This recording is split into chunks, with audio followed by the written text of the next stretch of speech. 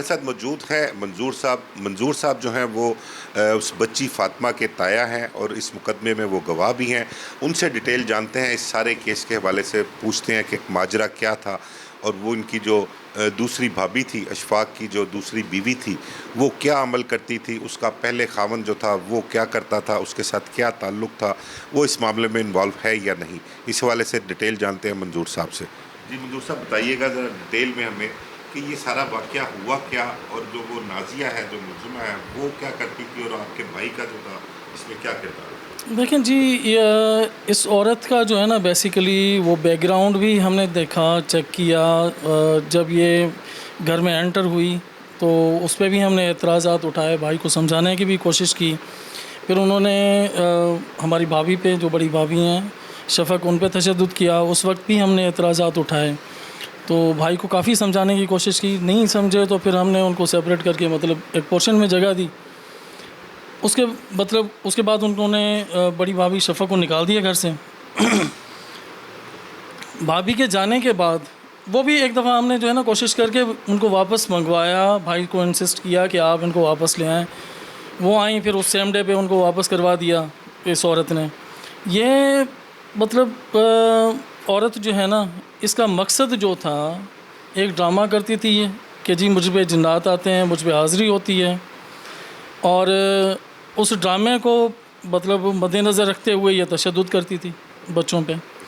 जहाँ तक काले जादू की बात है, तो ये काला जादू तो इनका है, मतलब ये इनके मतलब जो प्रीवियस घर है उससे इसकी सारी मतलब ट्रेसिंग मिलती है।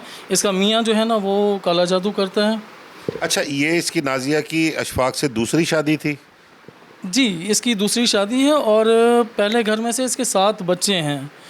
और दूसरा ये है कि ये भाई इशफाक को इन्होंने ट्रैप किया हुआ है, दोनों मियाँ बीवी ने मिल के इस पे अमल करके, इसको कुछ खिला पिला के या मतलब कोई नशावर चीज़ें दे के। अच्छा, अशफाक की से मुलाकात कैसे होती है? जी सर जी, इशफाक जो है ना, वो जो इनका मतलब मौक़िफ़ था, इशफाक ने जो चीज़ें बताई हमें लेटर ऑन, वो ये है कि मैं इन ड्राइव चलाया करता था ऑफ़िस से आते जाते हुए। तो एक दिन राइड पे आई है, मेरी मुलाकात हुई इसके साथ। फिर ये इसको घर पे इनवाइट किया साहिवाल में, वहाँ पे अपना बहनोई बना के, बहनोई के हैसियत से तारुफ़ करवाया अपने घर में नाज़िया ने।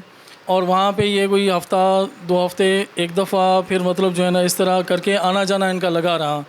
और इसी दौरान ही मतलब इसकी जहन साजी की गई, इसको कुछ खिलाया पिलाया गया और इसकी ब्रेन वॉशिंग की गई। तो उसके बाद फिर जो है ना वो जब चेंज हुआ है, उसका ब्रेन चेंज हुआ है, उसका मतलब जहन चेंज हुआ है, तो उसने फिर ना बच्चे उसे नज़र आते हैं, अभी तक ये हालात हैं, और ना ही उसको बड़ी बीवी कुछ नज़र आती है, ना ही मदर कुछ नज़र आती है, ना ही हम लोग कुछ नज़र आते हैं। मतलब जो जिस तरह वो कहें, खालिद और नाज़िया कहें, वो सारा कुछ है। अच्छा, खालिद भी राब्ते में था इनसे? जी जी, खालिद तो नाज़िया के साथ राब्ते में है। ये एक पूरा मतलब एक प्लान्ड एक मतलब वो गेम है, और इशफाक को उसका मोहरा बनाया हुआ है इन्होंने। आपके भाई की अर्निंग क्या थी? इसकी वर्चुअल यूनिवर्सिटी में जॉब है, एज असिस्टेंट एडमिन ऑफिसर ये काम करते हैं। तो वहाँ से तकरीबन इनकी 1 लाख सवा लाख के करीब सैलरी है, प्लस में जो है ना इसको मतलब हमारी थोड़ी बहुत जो जायदाद है उसमें से भी शेयर आते हैं। तो अराउंड मतलब 1,50,000 के अराउंड इसकी मंथली अर्निंग है। बस वो इनकम देखते हुए उसको ट्रैप किया उन्होंने पहले तो? जी जी बिल्कुल यही है। फाइनेंशियली मतलब जो है ना वो एक बच्चा साउंड था, उसको देख के उन्होंने ट्रैप किया, क्योंकि उनके अपने हालात इस तरह के हैं नहीं, वो मेहनत मजदूरी करते हैं और ये काला इल्म करते हैं। तो इसके थ्रू मतलब जो है ना उन्होंने देखा कि एक अच्छा हमारे पास शिकार है, और मुझे तो ये लगता है ये एक प्रोफेशनल और एक ग्रुप टाइप चीज़ है। इसको जो मतलब हमारी इंतज़ामिया है उसको इस पर ज़रा वर्किंग करनी चाहिए, देखना चाहिए कि ताकि ये कि कोई और घर ख़राब ना हो। मेरा घर तो ख़राब हो गया।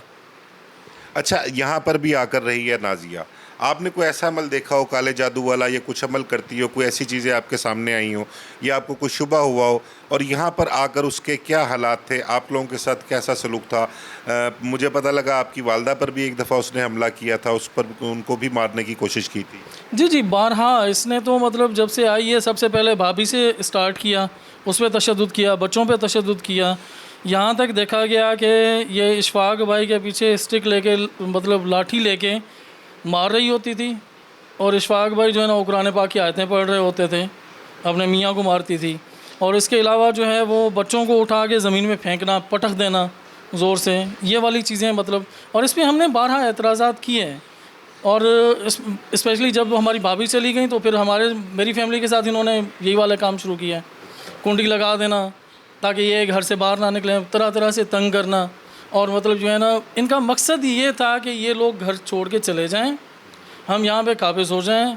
और या मतलब ये है कि जो सोल मतलब इसके बेनिफिशरी हों, टोटल जो भी इनकम है अशफाक की, वो हम रहें। तभी उनकी मिसेस को भी घर पे नहीं रहने दिया गया, बच्चों को दरबदर जलील किया गया, कभी बुलाया गया, मतलब एक टेंशन क्रिएट करने के लिए, ताकि पूरी फैमिली टेंशन में रहे। और मतलब जो है ना वो इस तरह का, ताकि इनको सुकून ना हो और हमें जो फाइनेंशियल बेनिफिट्स हैं, इसकी जो प्रॉपर्टी का हिस्सा है, वो हमें एज सून एज़ पॉसिबल मिल जाए। और इनका लास्ट टारगेट इशफाक था, इशफाक को भी इन्होंने रास्ते से हटा देना था।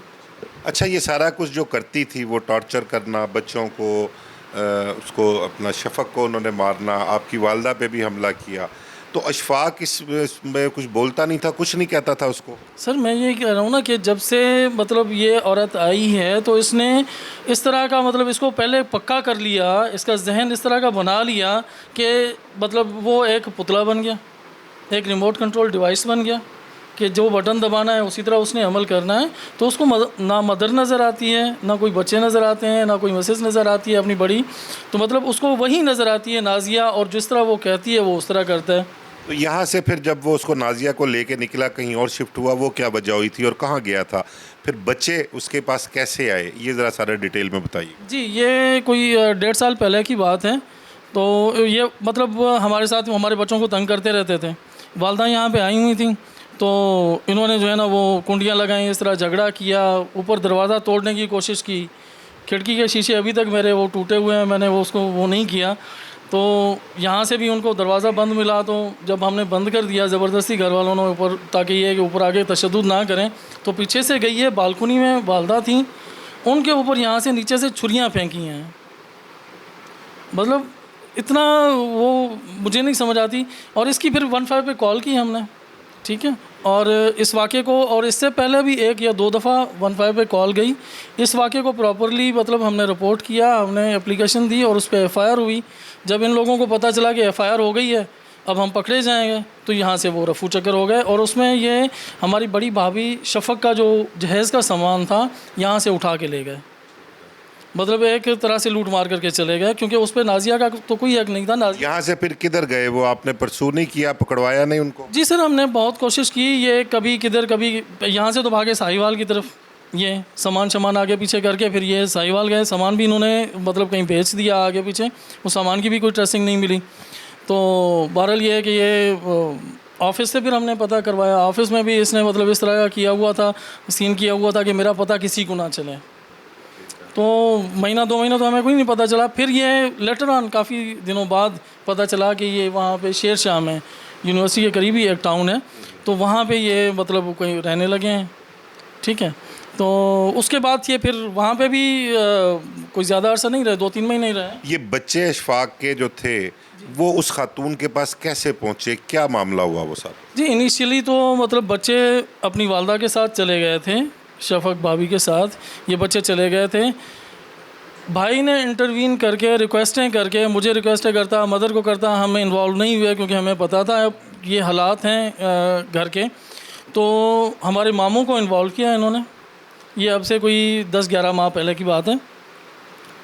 उन्होंने फिर मतलब जो है ना वो इंटरवीन करके बच्चे, पहले 2 बच्चे जो बड़े थे वो आए, उसके बाद फिर भाभी भी आई, ठीक है। आके यहाँ पे हाकिम टाउन में जहाँ पे बच्ची की डेथ हुई है, जिस घर में, उसी में रहने लगे। और यहाँ पे जब भाभी आई हैं तो उनके साथ बहुत जुल्म किया इन्होंने, कोई 10-15 दिनों में इसको मरने के काबिल कर दिया उन्होंने। टॉर्चर करके इस औरत ने टॉर्चर किया, इशफाक की मौजूदगी में टॉर्चर हुआ, बच्चों पे टॉर्चर होता रहा, बच्चों पे टॉर्चर होता था। ये मदर थी, ज़ाहिर है ये बर्दाश्त नहीं कर सकती थी, ये आवाज़ उठाती थी, तो मतलब इस पे टॉर्चर करते। फिर बच्चे अशफाक ने और नाजिया ने अपने पास ही रख लिए? नहीं जी, वो मतलब हाँ, टॉर्चर के बाद फिर भाभी की वालदा को पता चला, वो आई, तो उन्होंने कहा कि जी हमने बच्चों को और भाभी को लेके जाना है। तो उन्होंने कहा जी बच्चे हमने नहीं देना। सारे बच्चे चारों के चारों, छोटी बच्ची 6 माह की थी, उसको भी अपने पास रख लिया, कहते हैं जी आप जाएं। इनको ज़बरदस्ती करके तंग करने के लिए निकाल दिया। स्टेशन पे जाके फिर छोटी बच्ची ये छोड़ा है, 3 बच्चे अपने पास रख लिए। 1 हफ़्ते के बाद या 15 दिन के बाद जो है ना बच्चे इधर मेरे घर पे आ गए, आके नॉक किया। हमने पता किया, देखा तो बच्चे बहुत ही बुरी कंडीशन में थे।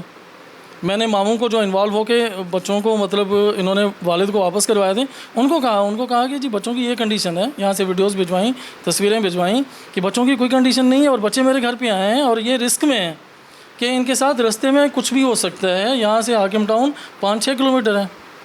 तो वो फिर उन्होंने उसको समझाया, बच्चे वापस चले गए। हफ्ते के बाद फिर दोबारा बच्चे आ गए।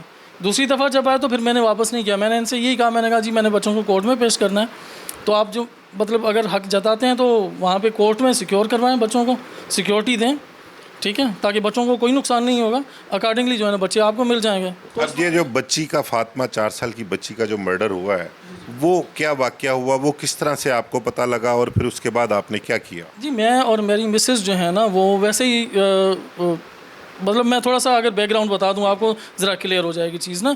एक स्टाम्प पेपर के थ्रू जब यहाँ से बच्चे मेरी मदर के पास गए, दूसरी दफ़ा मेरे पास आए, उसके बाद फिर मदर के पास गए बच्चे ना। हमने सब लोगों ने यही डिसाइड किया, घर वालों ने, कि बच्चों की वेलफेयर इसमें है कि बच्चे दादी के पास रहें, क्योंकि मदर उनको अफोर्ड नहीं कर सकती, बाप के यहाँ हालात नहीं हैं, तो बच्चे जो है ना दादी के पास रहें।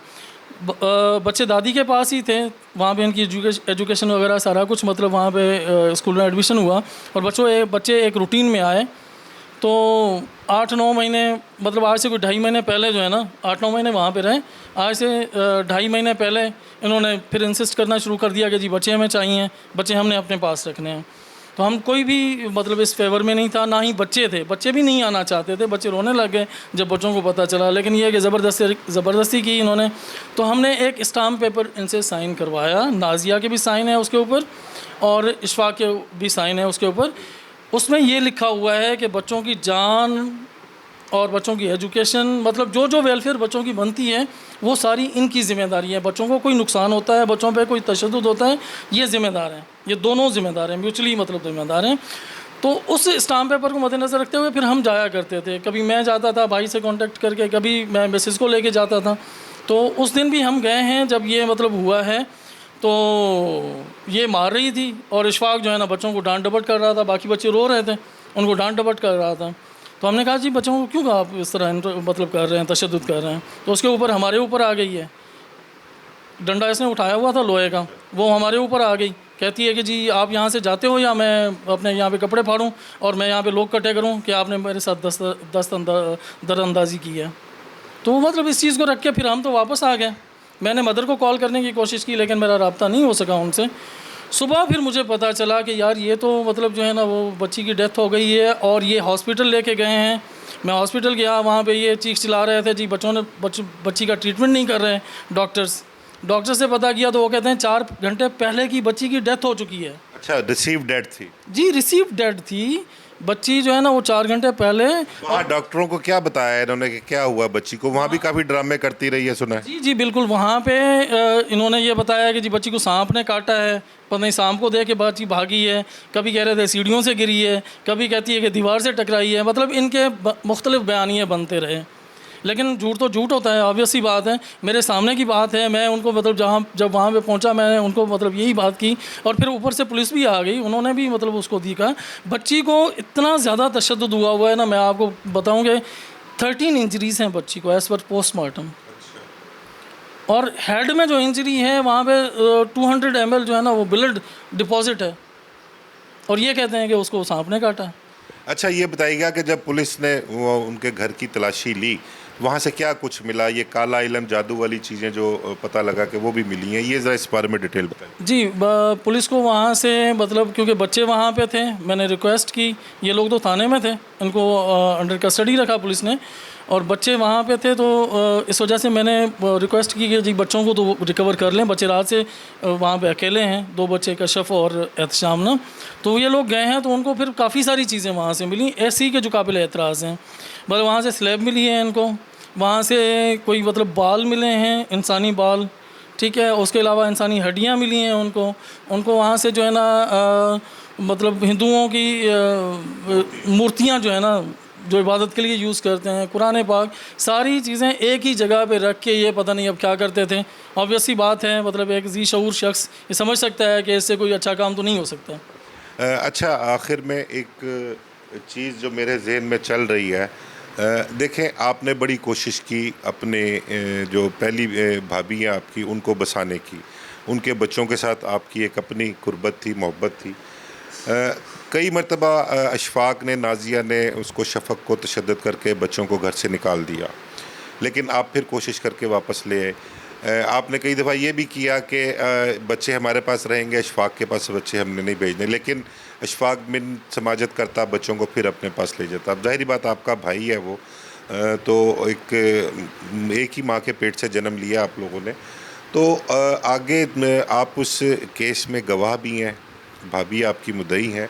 आगे चल के कहीं ऐसा तो नहीं होगा कि आपको मोहब्बत कह लें या खून की कशिश कह लें, उसमें आपके अंदर कोई नरमी पैदा हो अपने भाई के लिए, या अदालतों में आपकी तरफ से कोई उसको कोई रिलीफ दिया जाए भाई को, ऐसा तो कुछ नहीं होगा? मेरे जहन में एक चीज़ चल रही थी, मैंने कहा मैं आपसे वो शेयर कर लूँ। जी सर, ऑब्वियस ही बात है, आपका क्वेश्चन बहुत नेचुरल है।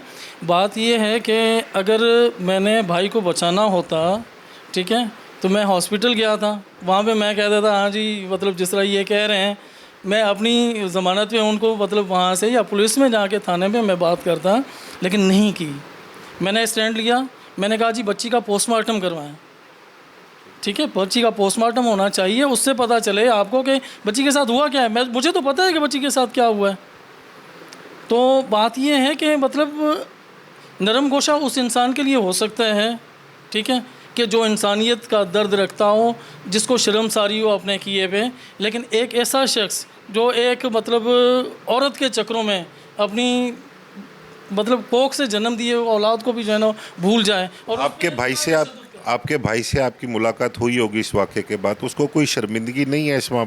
जी, यो दोनों को कोई शर्मिंदगी नहीं है। मतलब नाजिया तो मरकज़ी मुलज़िमा है जिसने किया है, मतलब कत्ल किया है, तो वो भी दंदनाती हुई मतलब जो है ना वो नज़र आती है हमें। कोर्ट में 2 दफ़ा आमना सामना हुआ हमारा, भाई को भी ज़रा सी शर्मिंदगी नहीं है। तो ऑब्वियस सी बात है, इनको तो मतलब एक जो है ना, मैं कहता हूँ रोल मॉडल बनाना चाहिए, ताकि ये है कि आइंदा हमारे घरों में इस तरह के तशद्दुद और इस तरह के वाक़यात ना हों। और मतलब अगर कोई होता है, बाप जो है ना सरपरस्त होता है और उसी ने ही सारा कुछ करना होता है। ज़िम्मेदारी हिफाजत बच्चों की बाप की ज़िम्मेदारी होती है। बिल्कुल जी, आपने सारी गुफ्तगू सुनी मकतूला बच्ची फ़ातिमा के ताया की, मंजूर साहब का। उनका कहना है कि इस केस को जो है वो एज अ टेस्ट केस लेना चाहिए, रोल मॉडल के तौर पर लेना चाहिए, कि इनको इस कदर सख्त सज़ा मिलनी चाहिए कि आइंदा इस किस्म का वाक़या ना हो। इस हवाले से मज़ीद जो मकतूला फ़ातिमा के चचा हैं एजाज़, उनसे भी बात करते हैं और उनसे भी पूछते हैं कि इस दौरान क्या कुछ होता रहा और उन्होंने क्या कुछ देखा।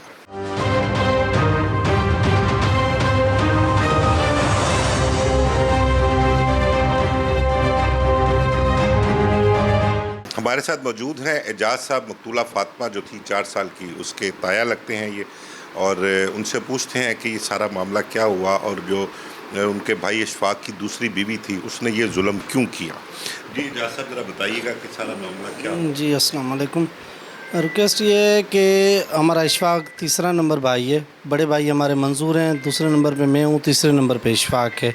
अल्हम्दुलिल्लाह हमारी जॉइंट फैमिली थी, सबका उठना बैठना खाना पीना सारा कुछ इकट्ठा था। पहली बीवी उनकी शफ़क़ थी, ठीक है सर जी। दूसरी शादी इसने 2 साल कबल यानी कि नाजिया को हमारे घर लाया। इसी तरह मीरपुर में भी एक मरतबा लाया, लेकिन हमने उसको रफ़ा दफ़ा कर दिया कि हमारे पास कोई उसकी जगह नहीं है। उसके बाद यहाँ ले आया तो उसने पहले घर में यानी कि इसको जैसे ले आया तो ये घर में आई। कुछ अरसे के बाद इसने यानी कि डिक्लेयर किया कि शादी मैंने की है नाजिया से। उसके बाद बड़ी भाभी को भी हमने शिफ्ट कर दिया, नीचे बड़े भाई ने शिफ्ट कर दिया कि भाई ये अपने दोनों बीवियों को इकट्ठा रखे। अच्छा एजाज साहब, ये बताइएगा कि वो ले आया बीवी को यहाँ पर, आप लोगों ने उसको एडजस्ट भी कर लिया, उसकी बात मान भी ली। यहाँ आके नाजिया के क्या हालात थे? आपको कोई ऐसी चीज़ें नज़र आईं? आपको कुछ ऐसा महसूस हुआ कि वो कोई काला जादू करती है या उस पर जिन्नात की हाज़िरी होती है?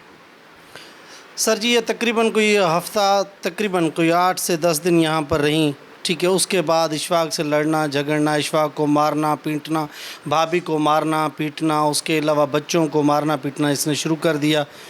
तो इसी दौरान जो है ये कुछ यानी कि खुशबू वगैरह यहाँ पर इस तरह की चीज़ें करती थी जी, जो हमें बिल्कुल यानी कि नापसंद थी। इशफाक को भी हमने समझाया कि भाई आप ये चीज़ें क्या करते हो।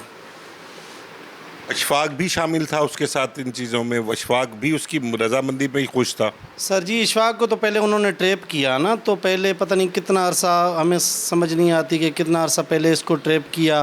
फिर आहिस्ता आहिस्ता ये चीज़ें डिस्क्लोज़ हुई कि ये उनके साहिवाल भी गया था। उसके अलावा जो है यानी कि इस तरह कोई ताल्लुक़ इनका बना, फिर शादी की इससे। फिर उन्होंने बेसिकली बात यह है कि उन्होंने इस घर में घुसना था।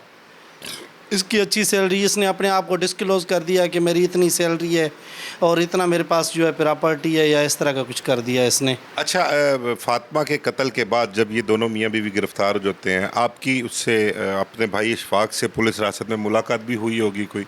आपकी कोई बात हुई उससे? उसको कुछ शर्मिंदगी, कोई पशेमानी? कुछ भी नहीं सर, शर्मिंदगी कुछ भी नहीं है। 13 तारीख का ये वाक़या है। 13 तारीख को जब हमें सुबह 4:30 बजे मामू ने बताया, मामू के बाद फिर हमने भाई को फ़ोन की, इस तरह हमें पता चला कि ये फ़ौत हो गई है। इशफाक ने मामू को बताया, फिर हमने बड़ी भाभी हमारे साथ आई जो शफ़क़ हैं। हम यहाँ पर पहुँचे, कुछ ही देर के बाद हमें फ़ोन पे बताया गया कि भाई पोस्टमार्टम बच्ची का हो रहा है, बच्ची की लाश नहीं मिल रही, पुलिस केस बन गया है। तो फिर पता चला कि बच्ची पर तशद्दुद हुआ है।